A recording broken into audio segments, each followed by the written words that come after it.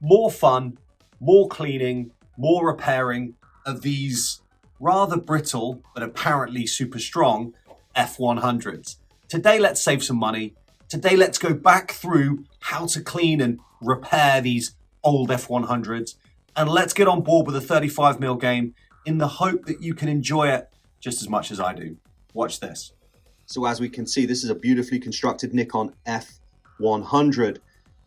Manufacturing started in 1999 and it was discontinued with most other Nikon 35mm in 2006. So it had a long run, 7 years. This is a wonderful item. This was listed as not working and you can see that the overall condition is fine.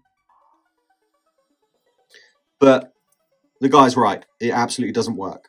So I got this for $36, which is a steal. So we can see that she's actually in pretty good physical condition and cosmetic condition, but the insides also look beautiful and the light seals don't look bad either. Not sticky, wonderful, but here's the issue. This is the battery housing and inside here, the person had left the batteries inside. So let's see the condition. We can see what we're dealing with. Okay. Here's where you can see the damage. Clear battery acid leakage. If you leave batteries in, this is the damage you'll get. Be very careful. So we can see inside there that we have some pretty bad corrosion. Right down in the bottom, we can see those battery terminals. If these terminals get damaged, this is where we're pretty much stuffed. So I hope we can fix. And that looks to be in pretty good condition. And then there's another one at the back. And here we can see where the battery has leaked and really done some damage on the plastic and the magnesium outer of the camera itself. You can see that is absolutely destroyed there. But the good news is, who cares, right? The good news is, who cares? Because up here, this is not an important part of the camera. Obviously, it's going to add to the weather sealing, but we're not going to put this down in the rain. We're not going to put this down in the sand. We're just going to protect this camera and be as gentle as we possibly can with it. But you can see that this does not matter. What matters is deep down inside there. So we need to clean those electrodes and make sure that those battery terminals are clear. Here we can see the damage done to the battery housing. I mean, you can see that there's wear and tear here and here. We've got a split here, and then this entire section is just snapped off. So that is unusable, unrepairable. I won't even try. Now to clean the camera, pretty straightforward. Alcohol wipes. Alcohol prep pads, 70% alcohol. And all I do with this, if I need to, is rub the outside sticky bits. Just clean the camera off on the outside. Outside, outside, outside, okay? And then just remembering that inside there needs cleaning as well. So once I've cleaned the entire camera with the alcohol wipes, and it's nice and clean, I let it dry, and then I need to clean down inside here as well.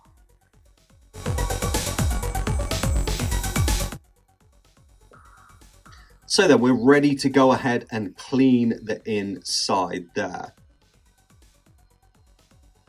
When we're cleaning inside the camera, the battery terminals, we're going to be using vinegar. This is a huge pail of vinegar that I have. We should always keep some vinegar around the house. So this is just distilled white vinegar. I'm going to pour that into a tiny camera case, just the smallest amount, just a tiny drop in the bottom of this white camera case. And then this is alcohol, 70% alcohol, and I'll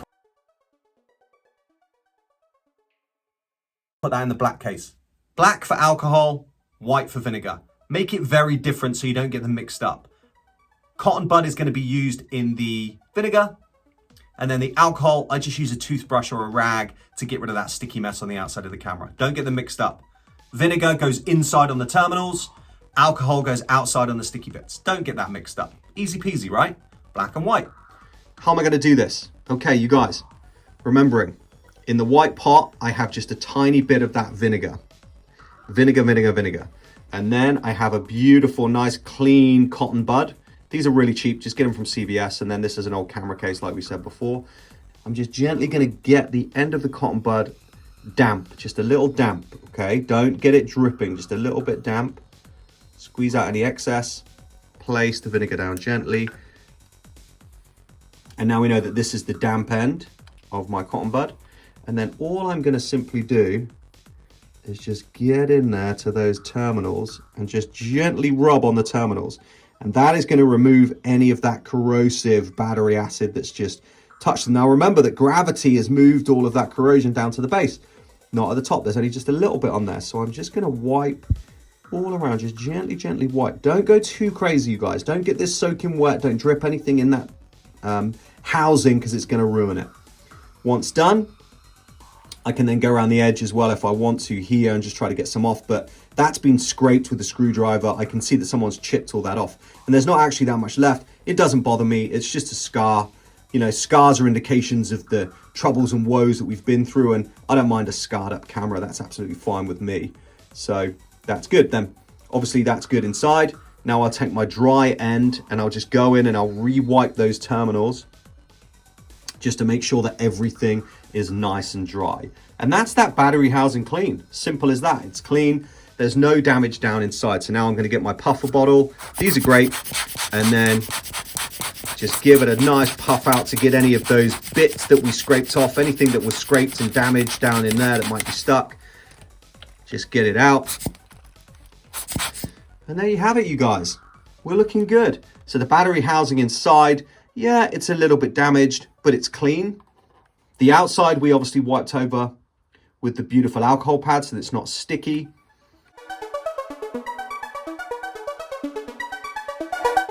Now, as we said, this is the old battery housing, And you can see again, corrosion everywhere on this. Corrosion, battery acid everywhere. As we would expect. That's what happens when you leave the batteries in your camera for years. Make sure you take them out, okay? This is broken, this is damaged beyond repair.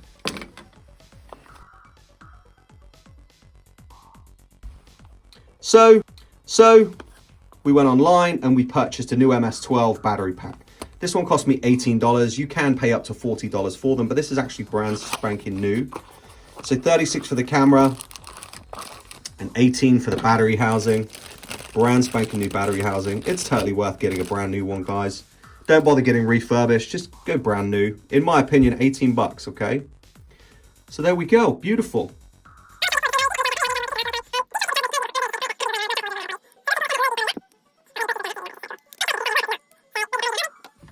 I'm just gonna give the rest of the camera a little blowout.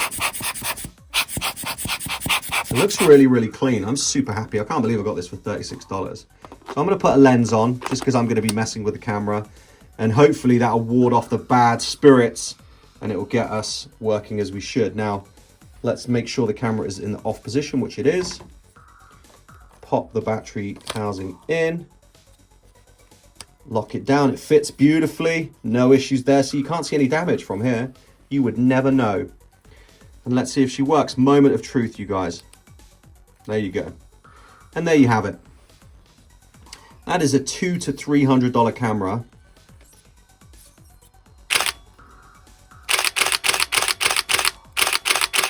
That works. I paid 36 bucks for it. $36 and then $18 for the new housing. I can breathe again. Let's see if it shoots as it should. That's timer, self timer, continuous high. 5 frames a second, beautiful. All in all, you guys, super happy. Mode wise, you know I like aperture priority. And then I can adjust my aperture at the top. Super fast lens, nice 1.8. Beautiful bokeh. There you go. Fixed, done, repaired, easy peasy. So there you have it, guys. A Nikon F100 for $36. Plus, you know, I upgraded the battery housing for $18. You're going to pay from $18 to $40 for the battery housing, but it's worth it.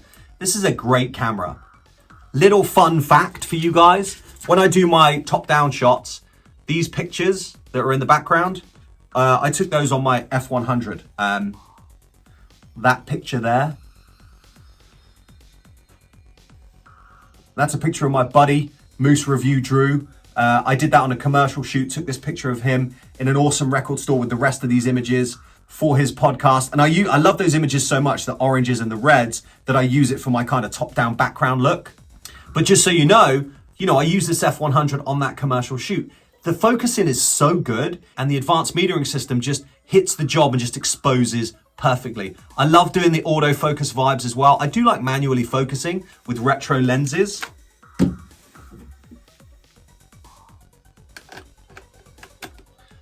You know, these vintage lenses, the Nikon F100 does accept them, no worries whatsoever, and they're super easy to use. I mean, this is a 28mm, super wide angle lens, and just beautiful, and the vibes I get are wonderful. The camera looks interesting, it's a lower profile, but just know this camera is a bit of a beast, you guys. I mean, I always recommend the Nikon N80 because of its size. I mean, a size comparison between the N60 and the N100, the N100 is a little bit bigger, but it's much heavier than the N60. So if you want something just to rock around with, the N60 is fine. The N50, I recently did a great video on that. Great camera, and all of the other SLRs that I use. Again, this is just a video just showing you how to repair that broken F100. Things to note, just a little bit of heads up, 4.5 to 5 frames a second for that shooting, which is super quick. I don't know why you'd do that. I mean, unless you're shooting that beautiful self-rolled Kentmere 400, you know, you could blast away those and they're only a couple of bucks a roll, but that's up to you. Camera has like 23 customizable settings. I don't really use them that much. I use aperture priority, or I just put it in program mode and give it to a friend when they're shooting pictures of me.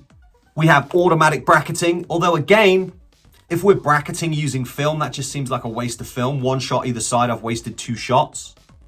Obviously the F6 is the most advanced and most coveted 35mm automatic film camera ever made, apparently.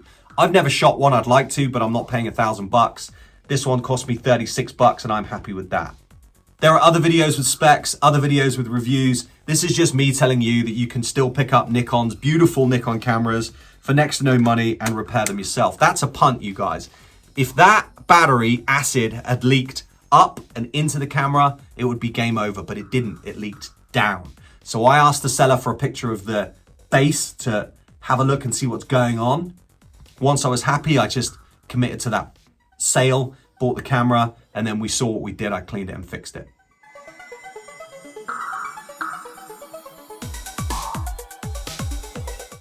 Why would I suggest not buying a 100 and buying this old school Minolta 35mm camera? Well, it's very simple. Get started with something cheaper and then advance to something more pricey when you've kind of gotten used to it. But the thing is, this Minolta Dynex 7XI is from 1991, so way older than the F100.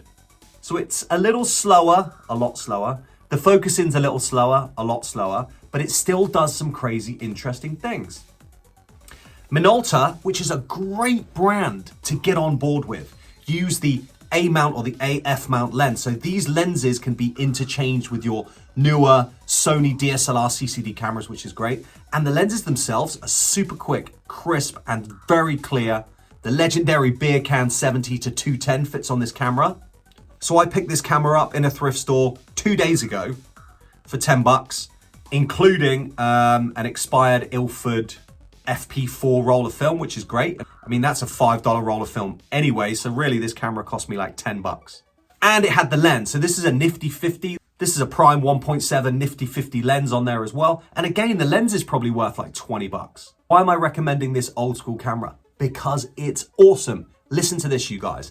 It has an automatic focus setting. These 2 small rectangular squares are sensors.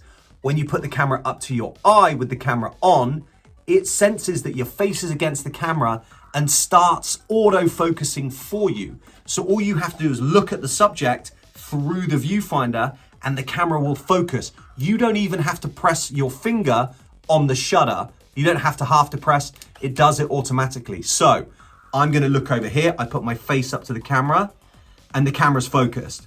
I look to the left. I look at something close, the alcohol prep pad, camera's focused. It's pretty snappy, you guys. Pretty gosh darn snappy. For 1991 to get to work, I'm very, very impressed. So that's how fast it is to get those 4 shots. Not massively fast, but it's doing it for me. I'm not depressing, the camera is focusing for me. It has a 14-point or 14 segment focusing system. It takes a 2 CR5 battery, which I hate. These batteries are like $15, but apparently it lasts like 2 million shots, so that's good. It's DX coded, but you can also override the DX code to push your film, which I'm gonna need to do with this expired Ilford FP4. Shutter speeds, 30-second for like astrophotography with a tripod, all the way up to 1/8,000th of a second, which is very quick for 1991. But here's the super special thing about this camera and the reason that I'm punting it to you today. Watch this craziness. Have you ever seen such a thing? I open the door and here are a bunch of extra settings. This is where I set my shutter, so self-timer or multiple frames per second. I can set my flash, I can auto rewind here, I can rewind mid-roll if I want to. Then that button to adjust or push my ISO, beautiful. And then here at the bottom, you guys, this is what's gonna blow your mind as it did mine. Look through that window, what does that say? Can you read that from there? If you look through that little window on the side, you notice that little red F? Watch this, I absolutely love this, this is so cool. There's an eject button, push up. And there is what looks like an SD card inside this camera. It is not an SD card. You see that says Fantasy? This is a 1988 Minolta innovative settings card.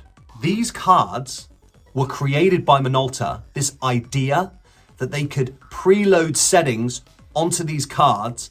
You then drop them into your cameras and the camera has all these awesome settings to do interesting and take interesting shots. This particular one, the Fantasy, is boasted to adjust or pull the focus as you touch the shutter button. So what that does is it gives a kind of smooth, obscure look to the images. The cards simply go into this little slot, push down, close the door, and then when I turn my camera on, you can see on that side, it says card, Fant or Fantasy. Now my camera, when I look, it's auto-focusing. I pull the shutter release. You can hear the focus moving. So it takes the image or it makes the image, but then it pulls the focus a little bit. So what happens is the image gets slightly distorted. So it's like a Fantasy. I own a lot of cameras. I bought a Minolta back in the day, years ago, and it contained a bunch of these cards. I had no idea. So I have an interval, brand new. It says $39 on the tag there. What's this one? Exposure bracketing, a different interval, and then highlights and shadows. So basically what Minolta are doing is they're making shooting easy for beginners. If you look at your composition and you think, wow, that's a bit contrasty, there's a lot of shadows, just put the contrast and shadow card in. If you want to make something look cool, put the Fantasy card in. If you're not 100% sure, put the bracketing card in, and it just takes all the complications away from you and makes shooting easier. Understand, you can override those settings. You can override those settings in this camera and have aperture priority, shutter priority, manual, or program mode. If I take the card out and touch no other buttons, the camera goes into program mode. So shutter, aperture is controlled by the camera, and it's essentially a point and shoot with a face melting bokeh 50mm 1.7 A mount lens. So that would be my alternative today. Yeah, it's nothing like the F100. Yeah, it's 10 years older. Yeah, it's obscure, no one's heard of it. It looks a little bit weird. It's 670 grams. It's kind of almost as heavy, if not heavier than the F100. It's gonna be a little slower. Autofocus is gonna be a little slower. But you guys, for 10 bucks, pop across on eBay now, pick one up, pick one of these cards up and have a go. It's super fun. It's turning film into your images, your compositions, and doing it in an awesome, obscure and fun way. And then maybe down the road, when you've got $300, $400, $500 spare, you can invest in one of these more expensive bodies. I mean, if you come across one for 36 and you want to repair it like I just showed you, congratulations. But you guys, if you've only got a couple of bucks and you still want to shoot film, these older, awesome, innovative Minolta cameras are a good choice. Minolta are groundbreaking. Remember, the first auto-focusing camera, the Maxxum 7000, and then the first in-body DSLR anti-shake camera, which was the Minolta D5, I believe. That's a CCD DSLR camera. Minolta did good things, and this camera is absolutely wonderful. Love the autofocus, love the auto rewind, love the cards, love the vibes. Save money, repair your own cameras. Thanks for stopping by. I will see you on the next one. Thanks, you guys.